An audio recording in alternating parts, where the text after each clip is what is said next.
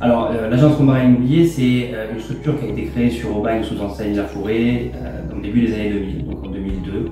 Une agence qui a grandi petit à petit, qui a démarré l'activité de gestion locative, cette fois-ci en indépendant sous Combarin Immobilier en 2012 et qui a racheté une agence sur Aubagne, donc le public, en 2021.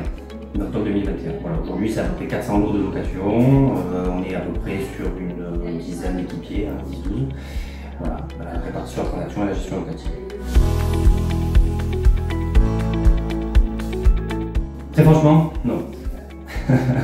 C'était pas quelque chose qu'on avait l'habitude de pratiquer. C'est-à-dire qu'on en entendait parler ça et là sur différents corps de métier qu'on pouvait avoir, soit des partenaires qui étaient RGE, soit des gens qui regardaient les différents prêts ou aides qu'on pouvait avoir à l'époque. Mais c'était pas adressé à notre métier, à nous. Aujourd'hui, je pense que la transition qui s'est amorcée, elle a cet intérêt, c'est qu'elle nous amène obligatoirement une démarche commerciale. Donc, on est forcé un petit peu de s'y intéresser. Et puis en plus, via la LEC, on a aujourd'hui un outil et un partenaire dédié qu'on peut mettre en relation avec nos clients. Et c'est là qu'on apprend vraiment à connaître la palette d'aides qu'on va avoir.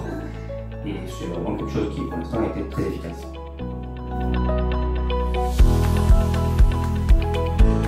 On a mis une réflexion de savoir, au niveau de l'agence, des agences, on essaie d'avoir de base des projets internes d'amélioration. Ça peut être des projets de digitalisation, ça peut être des projets aussi de réduction de notre empreinte énergétique, c'est des choses comme ça qu'on voit chaque année tous ensemble pour s'embarquer dans un projet d'équipe.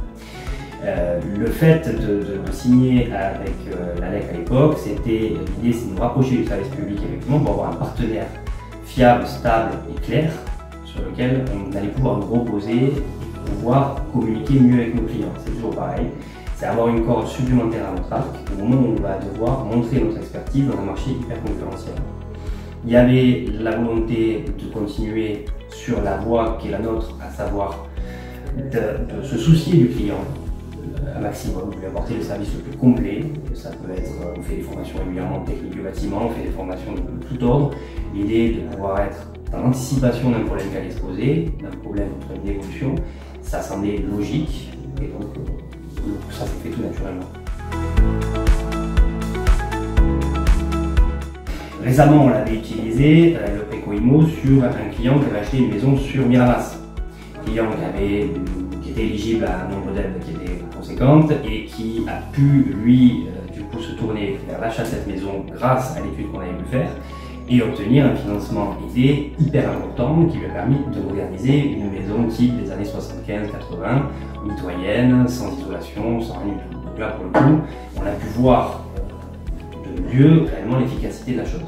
Ça, c'est le premier volet sur la transaction sur lequel on était en tout cas encore un peu en rodage. Sur la partie gestion locative, on a peut-être plus un vivier de biens qui peuvent être intéressants. Les premières mesures de contrainte, elles sont sur la partie locative. Qui pourrait être encore loué, pas loué, qui pourrait être augmenté, pas augmenté, etc. Donc on est encore là, par contre, sur un vivier qui est plus fort et qui va nous permettre d'encore mieux utiliser l'outil. Sur ça, ce qu'on fait nous, c'est qu'on se rapproche, on liste systématiquement tous les biens qu'on a. Alors on les a pas tous fait d'un coup parce qu'évidemment il y a de la masse et encore on est tout petit par rapport à l'autre.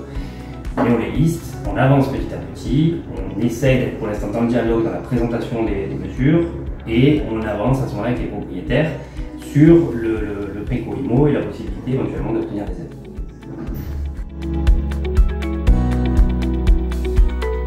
C'est systématiquement quelque chose qu'on va prendre en compte. Nous, autant à une époque, on avait une vision des DPE aussi qui était, par exemple, parce que les DPE était une chose, mais qui était un petit peu partie centrale de marche. On avait l'habitude de le prendre, de le survoler d'une certaine manière. Aujourd'hui, c'est quand même quelque chose qui est, dès le départ, scruté, étudié, lu, qu'on transmet aussi dans les Préco-Immo pour essayer de voir où on veut aller, quels peuvent être les coûts, quelles peuvent être les aides. Donc effectivement, on change forcément la manière de travailler. Ça fait partie d'une connaissance pointue qu'on doit avoir. Déjà, on va être très regardant sur ce qui va être rempli par nos partenaires diagnostiqueurs parce qu'ils ont aussi des contraintes également propres à leur métier. Mais on va l'être tout autant regardant que ce qu'on pouvait être simplement sur les anomalies électriques ou gaz à l'époque, en disant comment on va résoudre ce problème, combien ça va coûter, comment on peut le résoudre, comment on peut anticiper. L'idée étant d'anticiper pour permettre d'être efficace. Et oui, on a changé déjà cette méthode-là, tout à fait. On va voir aussi comment on va pouvoir associer les audits au moment où ça sortira, les obligations d'audit, parce que ça va nécessairement être quelque chose sur lequel nous on communiquera, ça peut être par la prise en charge, ça peut être par l'accompagnement, ça peut être par le partenariat. Forcément, il y aura une discussion là-dessus. Après, c'est au cas par cas, souvent qu'on le fait. L'idée étant que l'intégralité de l'équipe soit effectivement au fait des aides et du partenaire qu'on va avoir, à savoir la lettre derrière, pour pouvoir faire le nécessaire vis-à-vis des clients. Communiquer d'une manière systématique, c'est effectivement pour l'instant on n'a pas forcément prévu, si ce n'est sur l'activité gestion locative où là pour le coup on veut anticiper, prévenir et guérir. Question difficile parce qu'il y a mille et une solutions et mille et une possibilités pour prendre conscience de la chose. Je pense que plus ça en parle, plus les gens prennent conscience. Il faut voir effectivement jusqu'où on pousse le curseur, mais il faut voir à chaque fois à qui on s'adresse. Il y a différents types, encore une fois, de propriétaires. Moi, je parle pour ce qui est de l'activité immobilière et de notre métier. Il y a différents types de propriétaires, pas forcément ceux qui vont être absolument pas éligibles aux aides ou qui ne voudront pas, ou ceux qui vont faire du Airbnb. Vous avez aussi l'investisseur lambda, celui qui hérite d'un bien, est-ce qu'il fait une rénovation, est-ce qu'il fait une rénovation. Il pourrait y avoir des mesures comme une suppression de plus-value sur une personne qui aurait un bien depuis une quinzaine d'années et qui déciderait de rénover pour passer de G en D, par exemple, ou en B, peu importe à quel niveau on le met. Moi, je supprimerais la plus-value pour immédiatement mettre quelqu'un devant une bonne situation, plutôt que de supprimer un bien sur le marché pour ne pas payer la plus-value, comme c'est un cas que l'on voit. Ça permettrait d'irriguer un petit peu, ça peut faire partie, par exemple, des solutions.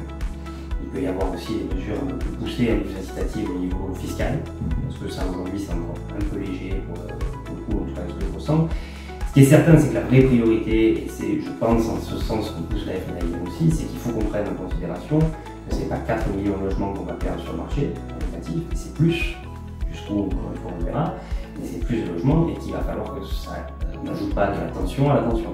Parce que pour l'instant, c'est ce qu'on risque de faire. Ça, c'est le vrai danger. Alors, est-ce que quand on sera dans une situation catastrophique, si on y arrive un jour, je ne vois que ce ne soit pas le cas, on aura une bonne solution? Je ne sais pas. Toujours est-il qu'il va falloir intégrer tous les acteurs, de quelque type qu'ils soient, dans l'optique de pousser à la rénovation. Que ça continue un maximum, qu'on trouve les bonnes solutions, parce que c'est un vrai besoin professionnel, comme tout simplement. Mais on est sur la bonne voie. Et merci.